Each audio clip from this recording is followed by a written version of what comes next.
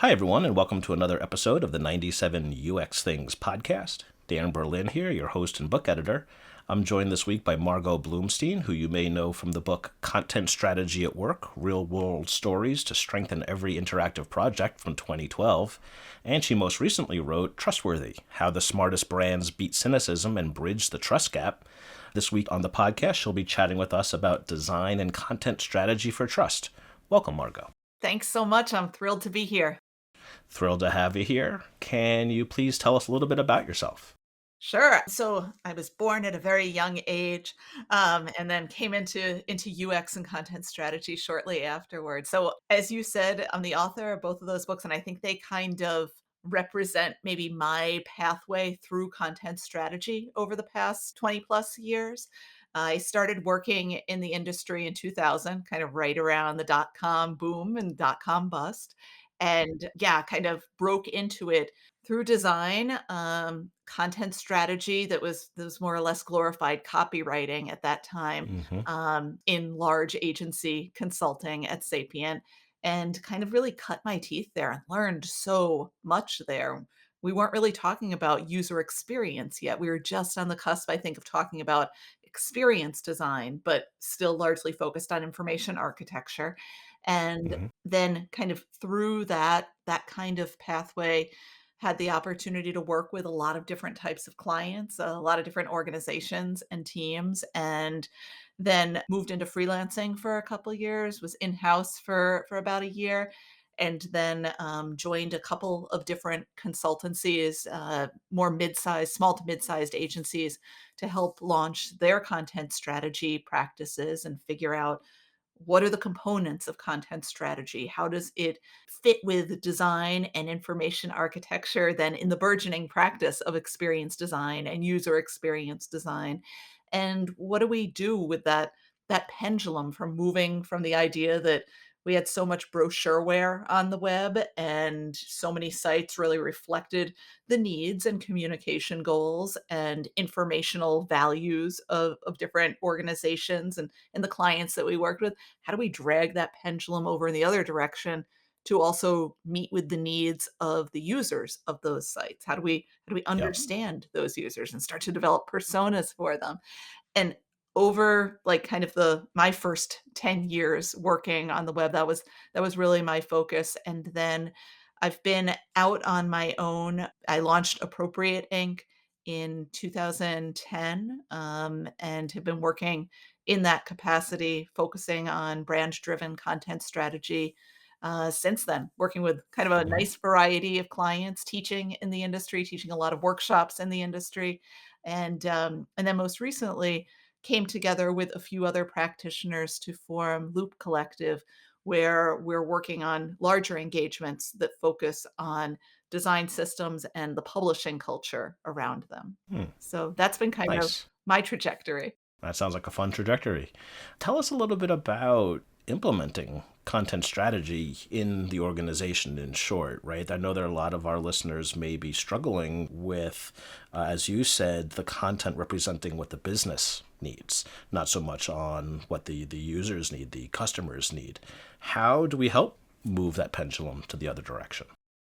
It's always a conversation about empathy and understanding, and we fling those terms around so much, and I kind of roll my eyes using them, but even if we don't use those words, even if we're not talking with our clients about what empathy means to them, that is the mindset that we have to bring to it, to say that if you want effective communication, you need to understand where your user is coming from, that audience that you're hoping to reach. You need to meet them where they are to help them grow and to help them go to where you want them to be, whether it's to learn more about your product so that they can become maybe a more confident consumer and make a decision with a product, Mm-hmm. or maybe understand more about the service you provide or what self-service is like in your organization so that they can make better decisions about maybe it's their own healthcare or their own personal financial management. Whenever we're trying to engage with the other, whenever we're trying to engage with someone else, It has to be about understanding where they are, the jargon that they use, the mindset that they're bringing to the problem, the stress in their life, the problem that matters most to them. We have to understand that if we hope to help them meet that problem and fix that problem. And I think that's a conversation that requires a lot of empathy. And I think that's Hmm. what we operationalize when we start budgeting for user research or when we start doing the work of understanding the language that our target audience uses, when we're analyzing maybe customer service logs or looking at search entries to see the kind of vocabulary they're bringing to it. That comes from a place of empathy and consideration of saying, I don't necessarily relate to you. I don't need to Hmm. be in your shoes, though, to still respect you enough to care about you and to care about the concerns and language and needs that you have. Yeah. So I think that that's kind of how we can kind of bring the right mindset into this work to help people care about their audiences. Once you start Yep. caring about somebody else, then you can start to prioritize their needs. That's a great point. And I love the point you made about understanding their vocabulary and their jargon. We get often get caught up in our own business vocabulary and jargon. And your suggestion of looking at search logs to find out how people are using words is really interesting. So thank you for Yeah, that. yeah. Well, and I think, like, a lot of what I was focusing on in writing Trustworthy is about Hmm.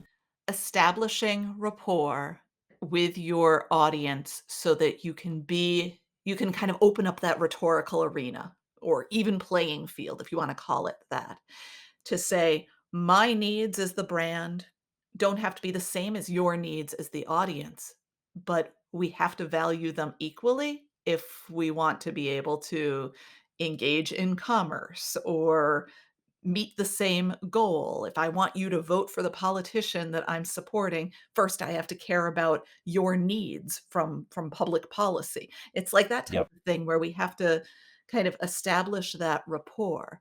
And I think the way organizations build trust, like to use that example of working with the same vocabulary and understanding what that vocabulary is, one of the ways that organizations build trust is by meeting their audiences where they are, not forcing them necessarily to learn new jargon or to try to get up to speed with it quickly, but also not dumbing things down, but helping their audiences instead to smarten up. Like one of my favorite examples of that in the book is from the NHS, and I spoke with a few members of the UX team there. I think Sarah Wilcox shared with me how they're always in the position of meeting the needs of content creators, some of whom are physicians and clinicians that have very technical backgrounds that are trying to communicate with audiences of lay people, like people that are just like, I have this health issue. What do I do about it? What should I expect? Yep. Is this a big deal or not? And people are coming to that kind of web experience with probably a lot of stress and concern, and they don't want anybody to talk down to them, but at the same time, if you're meeting somebody in that point of acute stress and saying, "Okay, you need to learn a whole new language, and guess what? It's gonna be in passive voice." Problem. So, Yep. she talked about how they break things down for their audiences, again, not to dumb things down, but to help them smarten up. So, if you're maybe dealing with some sort of gastrointestinal issue and you're like, "I don't know if this is an appendix or if I've got something that's about to rupture, or maybe I should have just made other choices at dinner last night." They're saying, "All right, you're going to be meeting with a clinician about these issues. They're going to ask about things like pee and poo, because that's the vernacular. That's what people Right. say." And then they'll go on to say they may also use terms like asking about defecation. So they're meeting people where they are in the vernacular and then introducing other vocabulary that reflects more of the background of their practitioners and kind of bringing people along that path. And I think that is so important to drag the pendulum, as you were asking many minutes ago, Hmm. to drag the pendulum back from just focusing on the needs of content creators or the brands that are sponsoring that content, the brand that cares about the content, bring it back not all the way to the needs of the user, but to kind of meet the user halfway and bring things back to the middle. That's really the work that we can do to best represent the needs of both sides of that rhetorical arena. That's super interesting. It's almost like introducing folks, as you said, meeting them where they are, giving them that intro to help them along, up that ramp to the next step, Yeah. so that you can really inform them. Yeah, so because I think everybody wants to become smarter. That's kind of one of those things that drives and motivates so many of our interests as humans. Like, we all wanna Totally. become a little bit more knowledgeable about the stuff that matters to us. It's just not everything matters equally to everyone, and Right. that's okay, but we do bring different types of expertise, some of in the which is in the form of lived experience to this work. And by meeting people where they are and then helping them to become more knowledgeable about their own health conditions. Well, it turns out that they can be more involved patients then in their own care. Or by meeting people where they are and helping them to better understand how to manage their own finances, turns out that they can do a better job of that than when they Yep. understand the vocabulary and systems better, or by meeting people where they are and helping them understand more about the domain of home audio equipment. Well, it turns out then they're going to have a lower rate of product returns when they're shopping for it because they're shopping with that much more confidence. And when we Right. can create confidence, that's when we can foster trust. Hmm. Create confidence to foster trust. I Mhm. love that. How else can companies foster that trust? You mentioned meeting them where they are to start that education process, but then what? What's that next step? I don't know if it's the next step so much as, maybe another leg in the stool or pillar of the framework, but Yep. I talk a lot in the book about voice, volume, and vulnerability as kind of like those 3 key pillars, and I think another part of engaging with an audience with respect to help grow their confidence and their own self-confidence in their knowledge is by speaking to them in a consistent voice. And when businesses can do that, both visually and verbally offering consistency, it lowers the education load on someone then. They know the system with which they're interacting. They understand the brand with which they're interacting when they're not having to think like, "Wait a second, am I on the same page still? Is this still part of the same site?" Because the buttons are still in the same place. Things Yep. look and sound as they expect. And, I think offering that kind of consistency helps a lot. And then also offering people the right volume of information as far as the level of detail, the length to which we're willing to go to educate them. I think that helps build their confidence too, because in some cases, people need more information to be able to make good decisions and feel good about the decisions they make. In other cases, businesses need to simplify things, not make them simplistic, again, not to dumb things down, but they need to kind of get rid of the extraneous stuff that's just cluttering up an experience so that people can focus. And I think it's that focus and consistency, those are 2 big keys to helping people build their confidence in a system, feel successful within that system, and it's success that helps build their confidence. Yep. And the consistency is what helps build expectations, right? And when we have expectations set properly, then people have good experiences. Right. My question for you there is, how does a large enterprise wrangle themselves in terms of being consistent in that voice across different properties or across designs? I think one of the best things an organization can do for its audiences is to acknowledge its silos and start tearing them down. Like, silos are for grain, not for people, not Mm, for ideas. yeah. And, it's certainly not for budgets either. And when your audience is interacting with your organization, they're not aware of your org chart. They shouldn't have to care about an org chart. But when they get very bifurcated experiences or different experiences depending on the vertical with which they're engaging, I mean, it's like 20, 25 years ago back in a mall when we used to go to those places, and you're trying to make a product return only to hear like, "Oh, you bought this off of from our catalog," or I don't know if we would have said, like, from our website at that point, but, like, "You bought it from our catalog, well, you can't return it in store." And everyone's answer should have always been, "Why not? Right. Why should I care about how you organize your business? I'm just trying to get a shirt in the color that I like."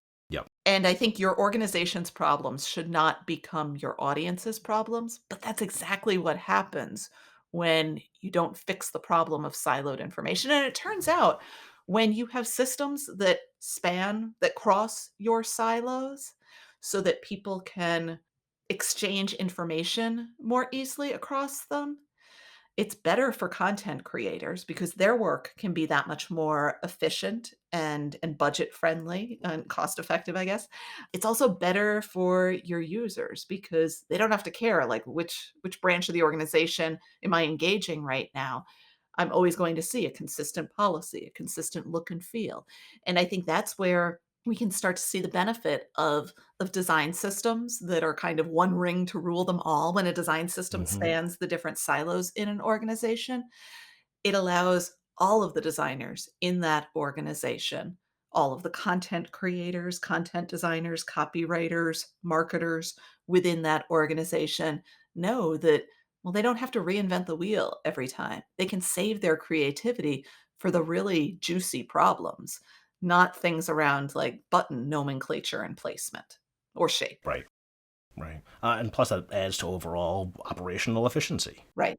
So, was there anything else that you were hoping to convey here today about designing for trust?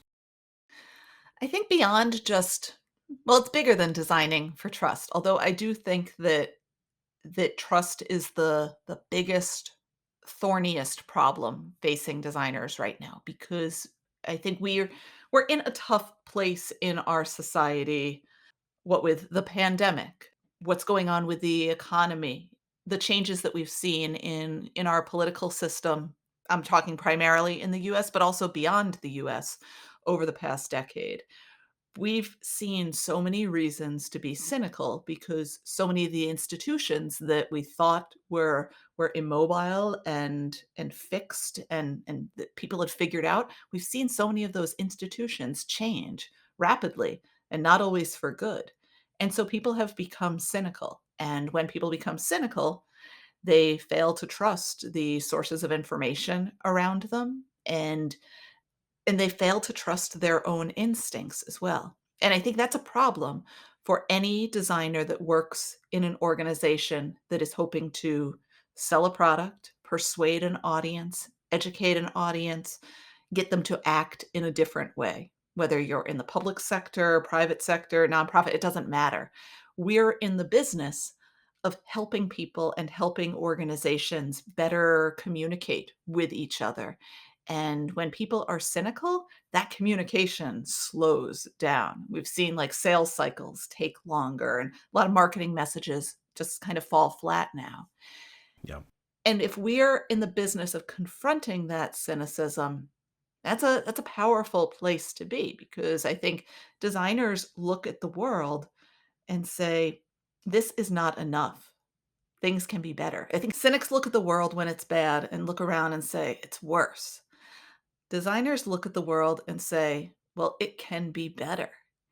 And I think if we're in that mindset of saying we can improve things, change is possible, then we need to look for other inputs and influences and sources of inspiration because if we just look at what kind of work we're all doing, if we just look around at what we've been doing so far, we're just going to keep repeating the same mistakes. So I think it's time to look outward. And I think my big piece of guidance for designers would be to say step away from the computer, go to a museum. That's where I find my biggest sources of information and inspiration.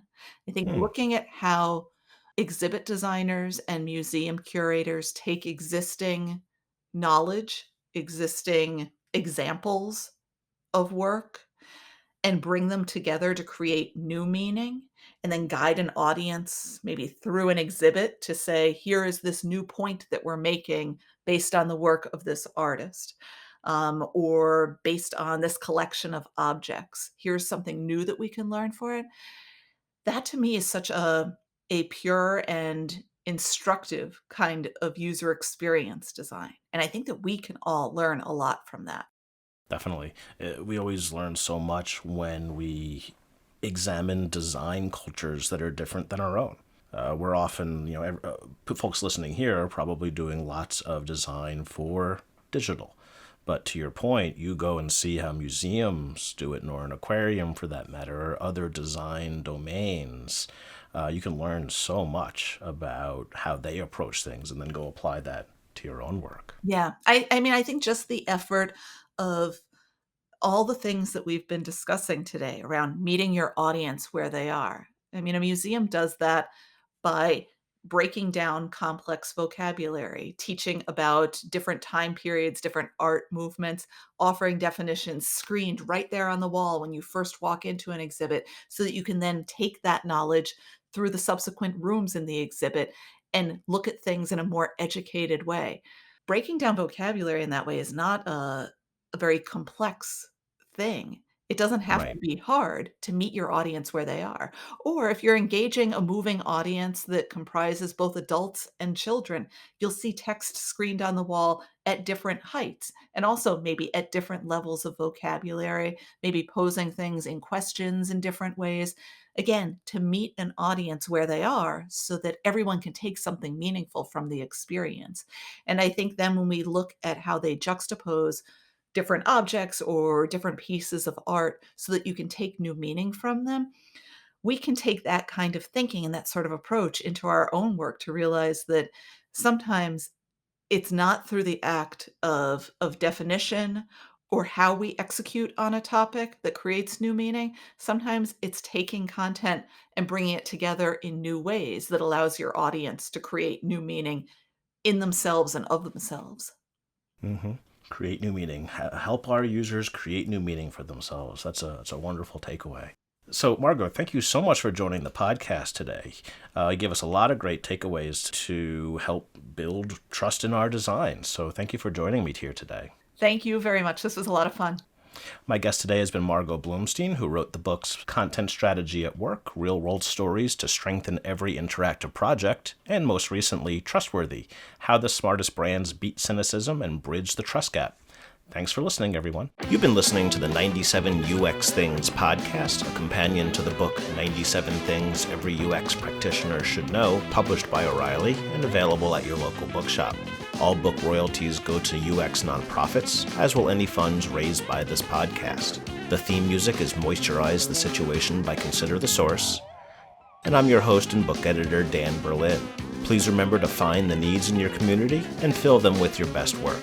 Thanks for listening.